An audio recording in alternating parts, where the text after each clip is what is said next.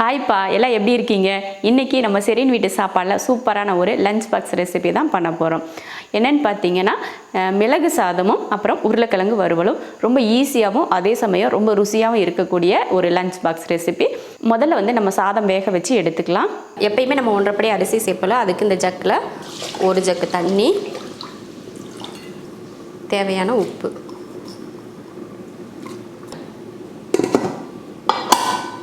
அடுப்பில் வச்சு 3 விசில் விட்டு ஆஃப் பண்ணிக்கலாம். சாதம் வந்து அடுப்பில் வச்சாச்சு. அது விசில் வந்து ஸ்டீமெல்லாம் இறங்குறதுக்குள்ளே நமக்கு டைம் நிறையா இருக்கு இல்லையா, அதனால நம்ம வந்து உருளைக்கிழங்கு வறுவல் பண்ணிடலாம். உருளைக்கிழங்கு வறுவல் பண்ணிக்கலாம். உருளைக்கிழங்கு வறுவல் பண்ணுறதுக்கு நான் இது போல் நீளவாக்கில் வெட்டி எடுத்து வச்சுருக்கேன். இப்போ தாளித்து விட்றலாம். தாளிக்கிறதுக்கு ஒரு கடாய் வச்சுட்டு எண்ணெய் ஊற்றிக்கலாம். எண்ணெய் நல்லா காஞ்சதுமே 5 பூண்டு பழம் தட்டி எடுத்திருக்கேன், அதை சேர்த்துக்கலாம். கொஞ்சம் கருவேப்பிலை,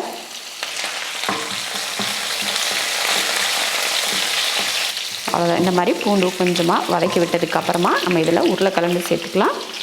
1/2 கிலோ உருளைக்கிழங்க இந்த மாதிரி நீல வாக்கில் வெட்டியிருக்கேன், அதையும் சேர்த்துக்கலாம். அடுத்து தேவையான உப்பு வந்து முன்னாடியே போட்டுறணும், அப்போ தான் வந்து கிழங்குல வந்து உப்பு பிடிக்கும். கொஞ்சமாக மஞ்சள் தூள் இப்போ கலந்து விட்டுறலாம்.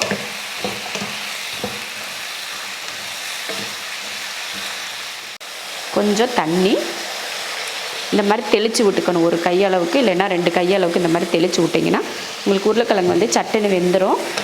அவசரத்தில் செய்கிறீங்க அப்படின்னா கொஞ்சமாக தண்ணி ஊற்றி நீங்கள் நல்லா ஹை ஃப்ளேமில் வச்சே வேக வச்சிட்டிங்கன்னா சீக்கிரமாக வெந்துடும். இல்லை நீங்கள் கொஞ்சம் டைம் இருக்குது அப்படின்னா நீங்கள் வந்து தண்ணியெல்லாம் தெளிக்காமல் சிம்மில் வச்சே வேக வச்சுக்கலாம். அந்த தண்ணி வத்துற வரைக்கும் வேகட்டும், அதுக்கப்புறமா எடுத்து கிளறி விட்டுக்கலாம். பாருங்கள், நல்லா வெந்துட்டுருக்கு.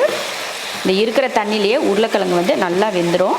தண்ணி ஊற்றுறோம் அப்படின்றதுக்காக அளவுக்கு அதிகமாகவும் ஊற்றிடக்கூடாது. பார்த்துட்டு நம்ம கையில் 2 கையளவு டம்ளரில் ஊற்றுனீங்கன்னா ஒரு 1/2 டம்ளர் இல்லைன்னா 1/4 டம்ளர் அளவுக்கு ஊற்றிக்கிட்டால் போதும். தண்ணி வற்றுறதுக்கும் இந்த காய் வேகிறதுக்கும் டைம் வந்து கரெக்டாக இருக்கும்.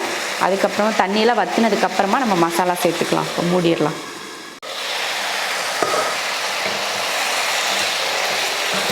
பார்த்திங்கன்னா தண்ணி வந்து கொஞ்சமாக தான் இருக்குது. இந்த மாதிரி டைமில் நம்ம மசாலா பொடி சேர்த்துக்கலாம்.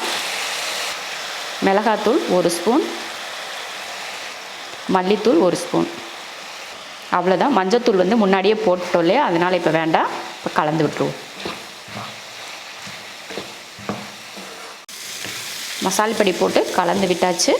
இப்போ மூடி வச்சிடலாம். ஒரு 2 நிமிஷத்துக்கு மூடி வச்சிடலாம். அதுக்கப்புறமா எடுத்து கிளறிக்கலாம்.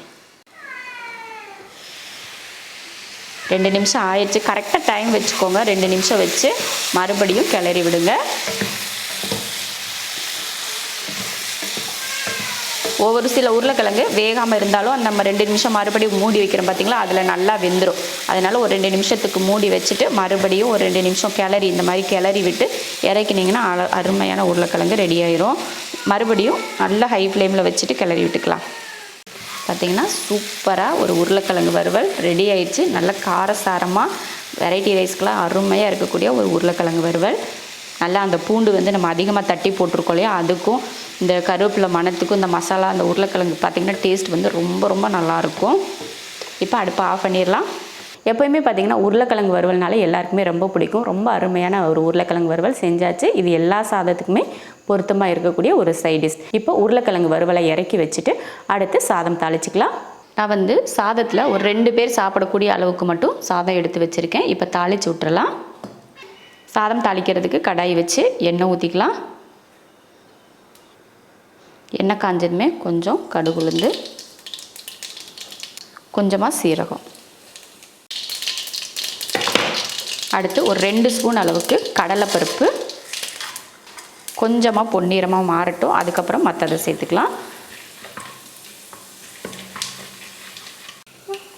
இந்த மாதிரி லைட்டாக வறுத்ததுக்கப்புறமா ஒரு 10 போல் முந்திரி பருப்பு, 3 வரமிளகாய், கொஞ்சம் கருவேப்பிலை,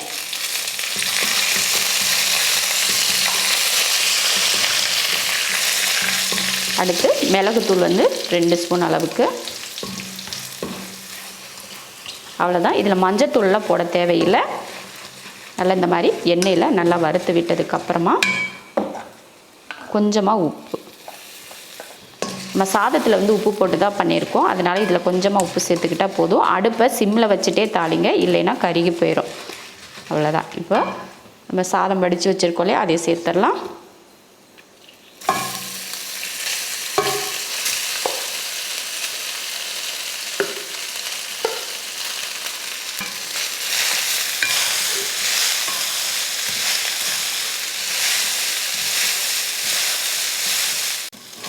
அடுப்பை சிம்மில் தான் வச்சுருக்கேன். இப்போவும் சாதம் போட்டு கிளறப்போ கூட அடுப்பை வந்து சிம்மில் வச்சுட்டே கிளறுங்க. அப்போ தான் வந்து அந்த சாதம் வந்து கடாயில் ஒட்டாது.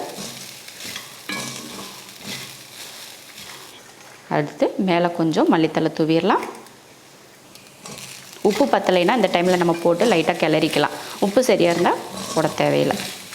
சூப்பரான ஒரு மிளகு சாதம் ரெடி ஆயிடுச்சு. ரொம்ப நல்லாயிருக்கும் இந்த மாதிரி சாதம். இந்த கடலைப்பருப்பு, முந்திரி பருப்பு இதெல்லாம் நம்ம சாதம் கூட, அந்த மிளகு சாதம் கூட கடிப்பட்டு சாப்பிட்றப்போ டேஸ்ட் ரொம்ப நல்லாயிருக்கும்.